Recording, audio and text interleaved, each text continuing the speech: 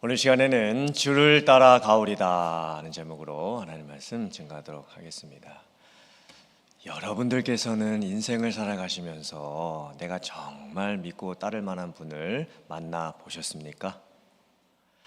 그리고 내가 그분을 만나서 처음에 정말 그분을 믿고 따라갔는데 그분께서 처음의 모습과 다르게 많이 변해가시고 또 바뀌어가시는 모습을 보면서 내가 실망이 돼서 그분을 더 이상 믿고 따를 수가 없게 된 적이 혹시 없으셨습니까? 우리가 사람들 중에서 믿고 따를 만한 분을 만난다는 것은 쉬운 일이 아닙니다. 참 어려운 일입니다. 우리가 어렸을 때는 부모님을 무조건 믿고 따릅니다. 또 학생 때에도 선생님을 무조건 믿고 따라갑니다. 또 친구들 사이에서도 친구 따라 강남 간다고 무조건 내 친구를 믿고 따라갈 때가 있습니다. 그런데 우리가 나이가 점점 많아지고 나이가 들어갈수록 나에게 인생의 경험이 생기고 또 내 안에 계산이 생길 때 이제 우리는 누군가를 믿고 따라가는 것이 정말 어렵다는 것을 깨닫게 됩니다. 그렇다면 우리가 궁극적으로 진짜 믿고 따라가야 될 분이 누구실까요? 예수 그리스도이십니다.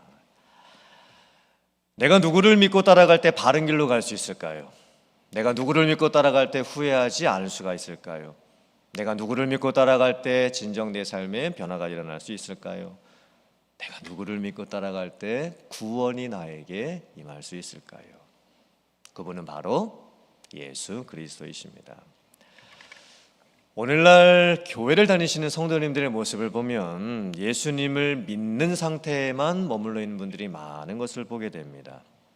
즉, 나 구원 받았어. 나 예수님 믿어. 나 교회도 다니고 있어. 그런데 딱 거기까지입니다. 구원이라고 하는 것은 예수님을 믿고 끝이 아닙니다. 이제 예수님을 믿고 나서 시작인 것이죠. 예수님을 믿고 예수님을 따르는 삶이 있어야 됩니다. 여러분들 예수님 믿고 구원 받으셨지요? 아멘. 그럼 지금 예수님을 따르고 계십니까? 왜 또 갑자기 아멘 이렇게 줄어드셨습니까? 정말 여러분들 예수님을 믿고 구원 받으셨는데 예수님을 지금 진짜 따르고 계십니까? 예수님을 순종하면서 따라가고 계십니까? 예수님과 함께 하면서 따라가고 계십니까? 예수님이 여러분의 인생에 정말 제일 중요한 분이 되고 계십니까? 내 모든 것을 다 걸고 따를 만큼의 그 정도로 예수님이 내 삶에 중요한 지금 분이 되고 계십니까? 오늘 성경 말씀을 보면 예수님을 따르는 여러 종류의 사람들의 모습이 나옵니다. 그 사람들의 모습을 하나씩 살펴보면서 나는 어느 사람이랑 제일 닮았을까? 그리고 나는 예수님을 정말 어떻게 믿고 따라야 하는 걸까? 함께 은혜 받고 결단하는 시간이 되기를 원합니다. 예수님께서 제자들과 함께 예루살렘을 향해서 가고 계셨습니다. 가시는 중에 사마리아라고 하는 지역에 들어가셔서 한 동네에 가시게 됐습니다. 그런데 사마리아 사람들이 예수님을 받아들이지를 않는 겁니다. 사마리아 사람들이 예수님을 믿지를 않습니다. 그때 제자들 중에서 야고보와 요한이 이렇게 말합니다. 화가 났습니다. 예수님, 저 사마리아 사람들이 예수님을 믿지 않고 있는데 저희가 하늘을 향해서 명령을 해가지고 불을 내려가지고 저 사마리아 사람들을 다 죽여버릴까요? 이 야고보와 요한은요, 평상시 별명이 뭐였냐면 우레의 아들입니다. 별명이 천둥의 아들입니다. 평상시에도 이 야고보와 요한은요, 화를 잘 내었던 사람들이었습니다. 지금 야고보 요한이 왜 사마리아 사람들에게 예수님 하늘에서 불이 내리도록 명령을 해가지고 저 사람들 다 그냥 태워가지고 죽여버릴까요? 이렇게까지 화가 나서 말을 하고 있는 걸까요? 이 사마리아 동네는 좀 특별한 동네였습니다. 특별한 신학적인, 종교적인, 역사적인 배경을 가지고 있는 동네였습니다. 그러니까 예수님 시대 약 700년 전에 BC 722년에 북이스라엘이 아수르의 침략을 받고 나라가 망하게 됩니다.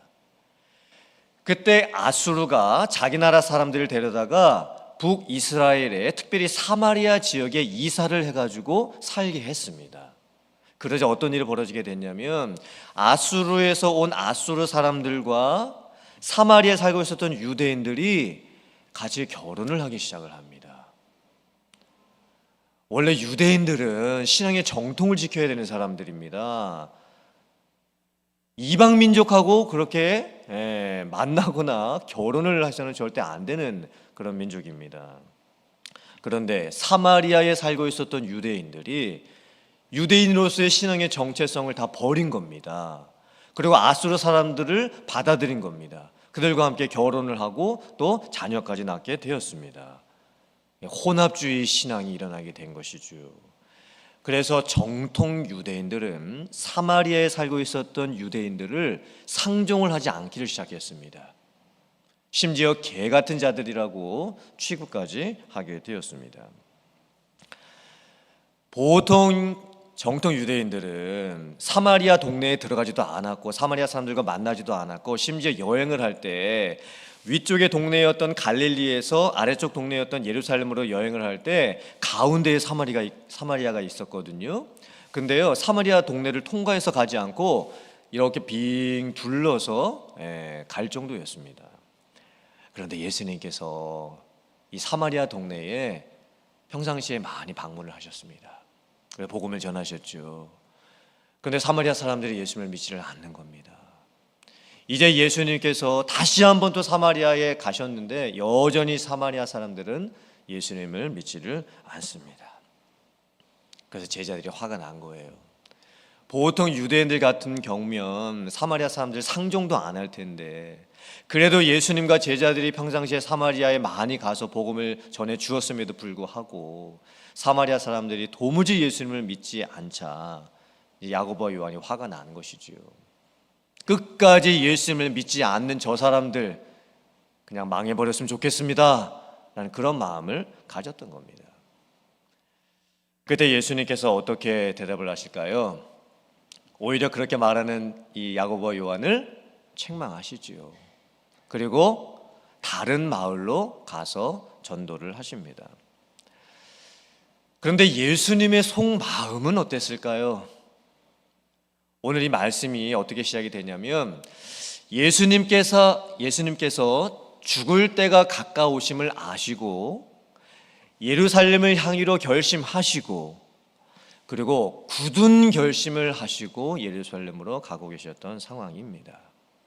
예수님께서 3년 혹은 3년 6개월의 공생애를 다 마쳐가시고 계시는 상황입니다. 이제 예수님께서 십자가에 달려서 죽게 되실 상황이 곧 다가오고 있습니다. 예수님께서 3년 6개월 동안 정말 많은 사역을 하셨습니다.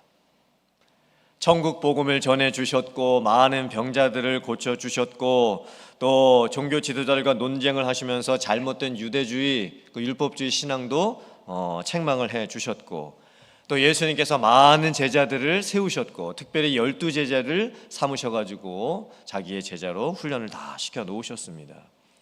그리고 이제 때가 된 거예요. 3년 6개월의 공생애가 다 지나가고 이제 예수님은 예루살렘에 죽기를 결단하시고 마지막으로 이제 예루살렘에 가고 계시는 상황입니다. 예수님께서 한편으로 얼마나 큰 기대와 소망이 있으셨을까요? 이제 3년 6개월의 공생애를 다 마쳤습니다. 예수님께서 이 땅에 계시는 동안 하실 수 있는 모든 것을 다 하셨습니다. 그러므로 예수님 마음속에 한편으로 얼마나 큰 기대감과 소망감이 있으셨겠습니까? 이제 예수님이 전하셨던 복음을 통해서 사람들이 예수님을 믿고 구원받게 될 지금까지 뿌려놓으셨던 그 많은 천국의 복음의 씨앗들이 자라서 열매 맺을 것을 예수님이 기대하지 않으셨을까요? 또 한편으로는 예수님께서 얼마나 걱정과 부담감과 비장함이 있으셨을까요? 이제 예수님이 예루살렘에 가시면 잡히시게 되고 고난을 당하시게 되고 십자가에 돌아가시게 되는 거예요. 이제 곧 십자가에 달려 죽게 되실 예수님께서 그때를 아시고 얼마나 마음속에 굳은 결심과 또 비장한 마음을 가지고 계셨을까요? 그런데 사마리아 사람들이 끝까지 예수님을 믿지를 않습니다. 그때 예수님의 마음이 얼마나 낙심되시고 힘드셨을까요? 도무지 예수님을 믿으려고 하지 않는 저 사마리아 사람들 보면서 마음이 얼마나 안타까우셨을까요? 오늘날 우리들의 상황을 보아도 이제 우리들은 예수님을 믿고 구원을 받았지요. 그런데 내 주변을 보면 아직도 예수님을 믿지 못하고 있는 사람들이 많이 있습니다. 내가 그렇게 찾아가고 만나주고 기도해주고 복음을 전해주었음에도 불구하고 여전히 예수님을 믿으려고 하지 않는 분들이 우리들 주변에도 많이 있을 수 있습니다. 그때 우리가 가져야 될 마음이 무엇일까요? 야고보와 요한처럼 주님, 저들이 도저히 예수님을 믿지 않는데 하늘에서 불이 내려가지고 저 사람들 다 망해버렸으면 좋겠습니다. 이런 마음을 가져야 될까요? 아니겠지요. 우리는 예수님의 그 속마음을 이해할 수 있어야 됩니다. 한편으로는 예수님께서 그렇게 복음을 전하셨음에도 불구하고 끝까지 예수님을 믿지 않는 사람들에 대한 안타까움, 그리고 그러나 예수님께서 십자가를 향해서 묵묵히 비장한 마음을 가지고 굳은 결심을 하시고 그 길을 가셨던 그 마음, 그 두 가지의 마음을 우리들이 품어야 될 줄 믿습니다. 우리들이 복음을 전할 때 복음을 여전히 지금도 안 믿고 있는 그분들은요, 이제 하나님께 맡길 수밖에 없습니다. 하나님께서 때가 되시면 준비하시고 그분들에게 믿을 수 있는 기회를 허락을 해 주시겠지요. 그리고 우리가 해야 될 사명은 무엇입니까? 다른 곳으로 가는 것입니다. 다른 동네로 가는 것입니다. 하나님께서 내게 맡겨주신 사명의 길, 소명의 길, 십자가의 길을 예수님을 따르면서 가는 겁니다. 그러면 하나님께서 다른 곳을 열어 주십니다. 복음을 받아들일 수 있는 다른 사람을 만나게 해 주십니다. 그것이 우리들의 소명과 사명이 되어야 될 줄 믿습니다. 자, 예수님께서 이제 사마리아를 떠나서 제자들과 함께 길을 가고 계시는데 어떤 사람이 갑자기 예수님 앞에 나타납니다. 그리고 말합니다. 예수님, 저는 예수님께서 어디를 가시든지 따라가겠습니다. 그런데 예수님께서 이 사람을 칭찬해 주시지를 않습니다. 오, 잘됐다. 이제 나를 따라오너라. 이렇게 말씀해 주시지도 않습니다. 나와 같이 가자. 이제 네가 내 제자가 되면 좋겠다. 이렇게 말씀하시지도 않습니다. 오히려 예수님께서 이렇게 말씀을 하십니다. 여우도 굴이 있고 공중에 새도 집이 있는데 나는 머리 둘 곳이 없도다. 왜 예수님께서 이 말씀을 이 사람에게 하셨던 것일까요? 이 사람은 도대체 누구일까요?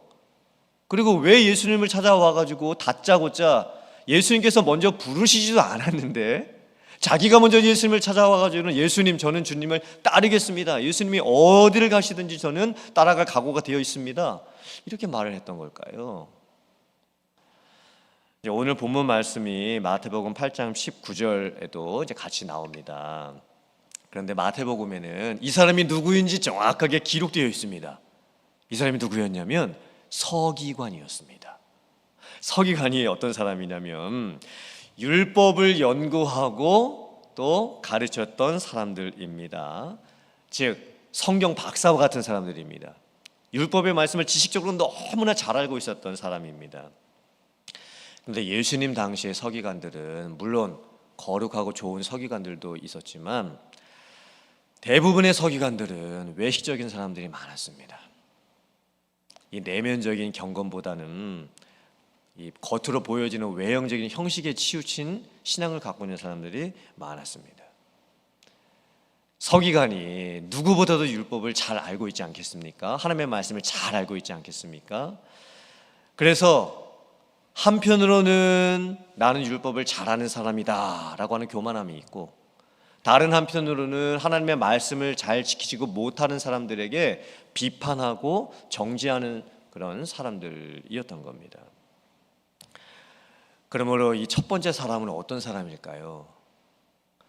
예수님이 그 사람을 부르시지도 않았는데 자기가 먼저 예수님을 찾아와 가지고는 저는 예수님이 어디를 가시든지 따라가겠습니다, 이렇게 말을 했던 그 의미가 무엇이었을까요? 그리고 예수님께서는 왜 그 사람의 속마음을 아시고 여우도 굴이 있고 공중에 새도 집이 있는데 나는 머리 둘 곳이 없도다, 이렇게 말씀을 하셨던 것일까요?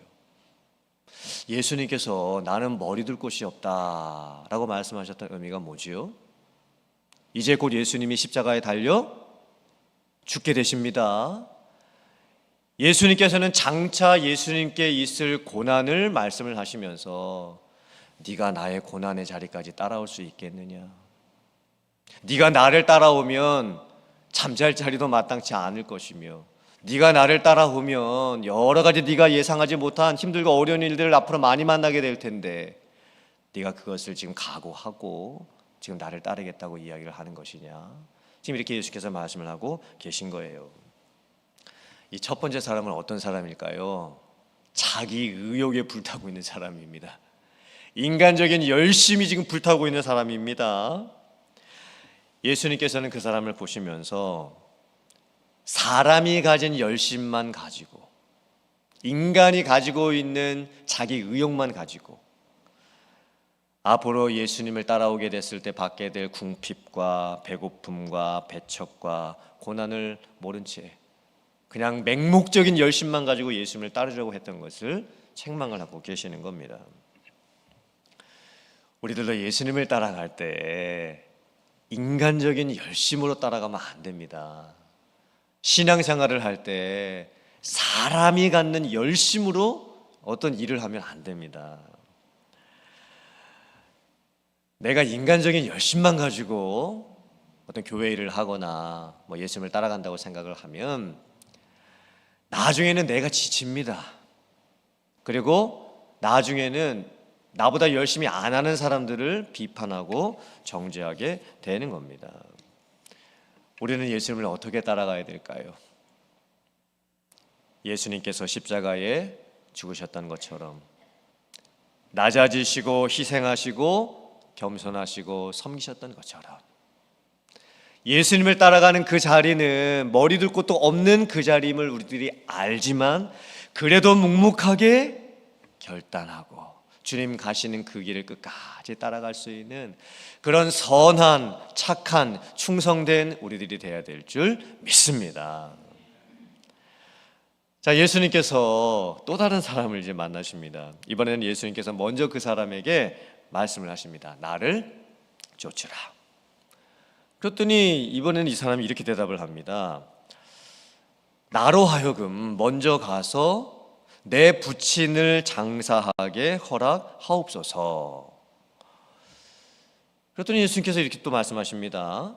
죽은 자들로 죽은 자들을 장사하게 하고 너는 가서 하나님의 나라를 전파하라. 이 상황은 또 무슨 상황일까요? 이 구절은 상당히 해석하기가 난해한 구절입니다. 예수님께서 어떤 사람을 향해서 나를 쫓으라 말씀하셨는데 그 사람이 대답을 하기를 제가 먼저 제 아버지의 장례를 치르고 올 수 있게 해주시옵소서 대답을 했습니다. 아니 그러면 예수님께서 그래 아버지 장례 잘 치르고 와라 이렇게 하셔야 되는 게 정상 아닐까요? 어떻게 아버지 장례도 치르지 못한 채 예수님을 따라갈 수가 있겠습니까? 그런데 이 상황을 살펴보면 이 사람의 아버지는 지금 돌아가신 상황이 아닙니다. 왜냐하면 이 사람의 아버지가 지금 돌아가셔서 장례 중이었다면 지금 장례 치를 곳에 그 사람이 있어야지 이 사람이 길거리에 나와가지고 이렇게 돌아다닐 수 있는 상황이 아닙니다. 이 사람의 아버지는 지금 돌아가신 상황이 아닙니다. 지금 장례가 치러지고 있는 상황이 아닙니다. 여러 가지 정황을 살펴보면 이 사람의 속마음은 이런 것입니다. 제가 아버지를 모시고 있습니다. 그런데 지금은 제가 아버지를 모시느라 제가 예수님을 따르지는 못할 것 같습니다. 제 부친이 아직 살아계시기 때문에 그리고 제가 지금은 아버지 잘 모시고 나중에 아버지 돌아가시고 나면 그때 아버지 장례도 다 마치고 나서 그때는 제가 이제 예수님을 따라갈 수가 있을 것 같습니다. 이렇게 지금 이 사람이 대답을 한 겁니다. 그때 예수님께서 참 놀라운 대답을 하시죠. 죽은 자들로 하여금 죽은 자들을 장사하게 하고 너는 지금 나를 따르라. 이게 무슨 의미일까요? 죽은 자들로 하여금 죽은 자들을 장사하게 해라. 죽은 자들은 누구일까요? 육체적으로 죽은 사람들이 아니고 영적으로 죽은 사람들입니다.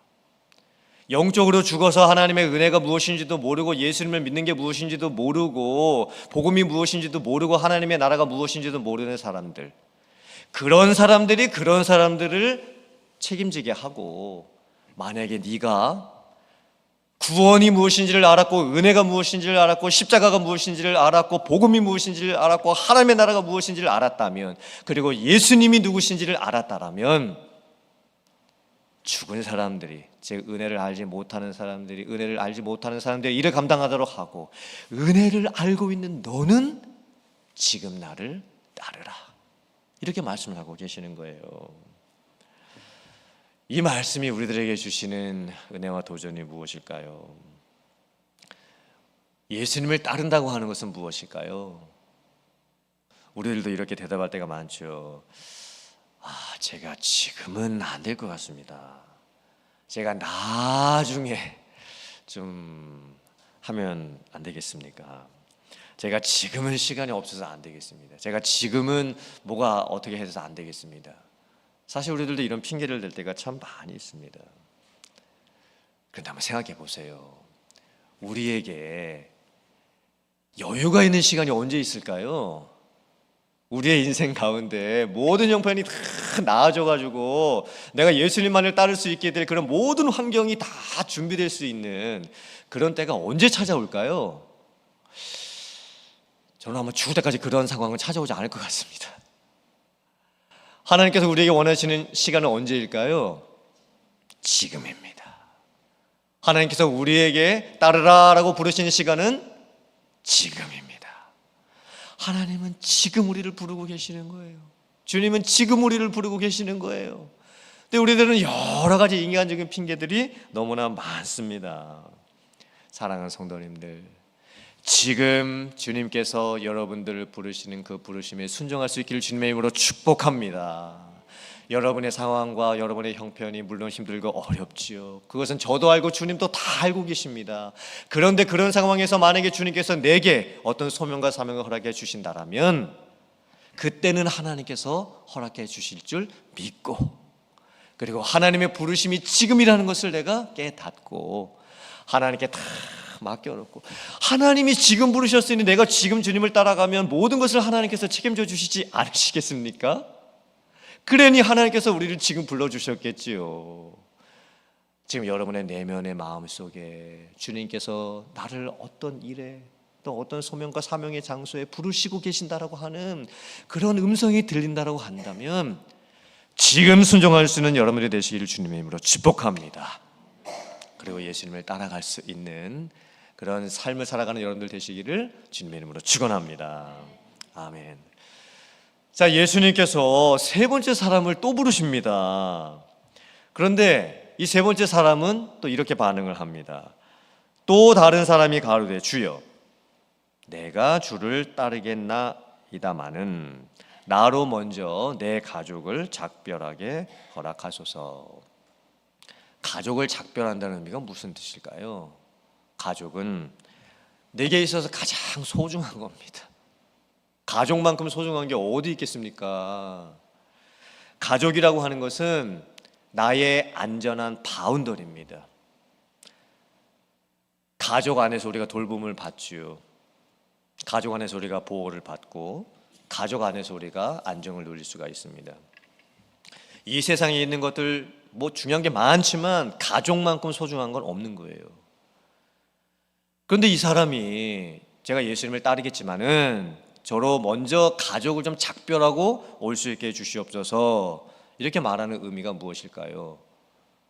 아니 사실 예수님을 따르겠다고 결심을 했고, 그런데 너무나 나에게 소중한 이 가족한테 그냥 안부 인사, 작별 인사하고 돌아오겠다는 것, 이게 뭐가 잘못입니까? 당연한 반응 아니겠습니까? 근데 예수님께서 이렇게 또 말씀하십니다. 손의 쟁기를 잡고 뒤를 돌아보는 자는 하나님의 나라에 합당하지 않느니라. 그럼 예수님이 너무 매정하신 분일까요? 예수님은 인륜도 모르시는 분일까요? 어떻게 가족 찾아가가지고 작별 인사 좀 하고 오겠다는데 그것도 안 된다고 말씀을 하고 계시는 걸까요? 뒤를 돌아보면 안 된다고 말씀을 하고 계시는 걸까요? 그럼 예수님을 따를 때 뭐 가족도 다 버리고 무조건 예수님만을 따라가야 되는 것일까요? 아닙니다. 예수님도 아시겠지요. 가족이 얼마나 소중한지 아시겠지요. 그 사람에게 있어서 가족이 얼마나 중요한 존재인지 아시겠지요. 근데 예수님께서 왜 그렇게 말씀을 하셨을까요? 그 사람으로 하여금 생각하게 하시는 거예요. 정말 너의 인생에 있어서 제일 소중한 것, 제일 중요한 것이 무엇인지를 한번 생각을 해보아라. 그리고 그 많은 소중한 것들 중에서 가족이 될 수도 있고 돈이 될 수도 있고 재미가 될 수도 있고 정말 내가 지금 가장 중요하게 생각하고 있는 것, 그게 무엇인가? 그런데 예수님은 그 가운데에서 어떤 존재가 지금 되어 계신 것인가? 예수님께서 지금 우리들에게 묻고 계신 거예요. 나는 너에게 너의 인생 가운데 정말 제일 중요한 것이 되어 있느냐? 내가, 예수님이 정말 우리들의 인생 가운데에 가장 소중한 분이 되어 계시고 있느냐? 지금 예수님께서 우리들에게 지금 묻고 계시는 거예요. 그때 우리들이 네, 그렇습니다. 주님, 저에게 소중한 것이 참 많이 있지만 그래도 저의 인생 가운데 제일 소중한 분, 제일 중요한 분은 오직 예수님이십니다. 이렇게 고백할 수 있는 우리들이 되어야 될 줄 믿습니다. 예수님께서는요, 그 상황을 보고 뭐라고 하시는 게 아니시겠죠. 어떻게 가족한테 인사하고 돌아오겠다는 것을 안 된다라고 말씀하시겠습니까? 예수님의 속마음은요, 너의 인생 가운데 지금 제일 중요한 것은 무엇이냐? 네가 정말 그 소중한 것들 가운데에서 예수님을 가장 중요한 분으로 알고 믿고 따르고 있느냐? 이렇게 지금 묻고 계시는 거예요. 사랑하는 성도님들, 오늘 말씀을 보면서 오늘 이 본문 말씀에 나오는 여러 사람들 중에서 여러분들은 누구랑 제일 닮은 것 같으십니까? 어떤 사람들하고 가장 제일 닮은 것 같으십니까? 사마리아 사람들은 아예 예수님을 안 믿는 사람들입니다. 첫 번째 사람은 자기 열심으로 예수님을 따르겠다라고 했던 사람입니다. 세 번째 사람은 지금은 안 되겠고 나중에 하겠다고 했던 사람입니다. 그리고 마지막 사람은 예수님보다 중요하게 생각했던 것이 더 많았던 사람입니다. 지금 나는 예수님을 어떻게 따르고 있는가 생각해 보았으면 좋겠습니다. 예수님께서는 나를 구원하시기 위해서 십자가에서 생명을 내어주셨습니다. 우리는 예수님의 생명의 핏값으로 구원을 받았습니다. 이미 예수님께서 우리에게 가장 소중한 생명을 내어주셨습니다. 그렇게 우리는 구원을 받았습니다. 먼저는 이런 구원의 은혜에 대한 감격이 여러분들에게 넘칠 수 있기를 주님의 이름으로 축복합니다. 그리고 이제 우리가 주님을 따라갈 때, 네, 주님, 예수님은 내 인생에서 유일한 분이십니다. 단 하나밖에 없는 분이십니다.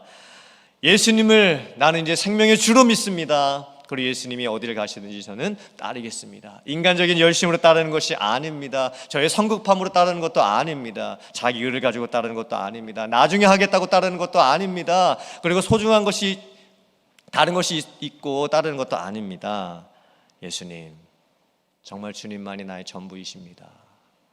정말 주님만이 나의 모든 것이십니다. 주님만이 길이시고 진리시고 생명 되십니다. 저는 이제 주님을 따라가겠습니다. 주님께서 맡겨주신 소명과 사명의 길을 가겠습니다. 저를 사용하여 주시옵소서. 그리고 저와 함께하여 주시옵소서. 제가 죽는 그날까지 이 믿음 변치 않게 도와주시고 주님께서 칭찬해 주실 만한 주님을 따라갈 수 있는 그런 제자들 다 될 수 있게 해주시옵소서. 이런 기도와 간구가 우리들의 기도가 되어야 될 줄 믿습니다. 그리고 이런 길을 따라갈 수 있는 여러분들 다 되실 수 있기를 주님의 이름으로 축복합니다. 아멘.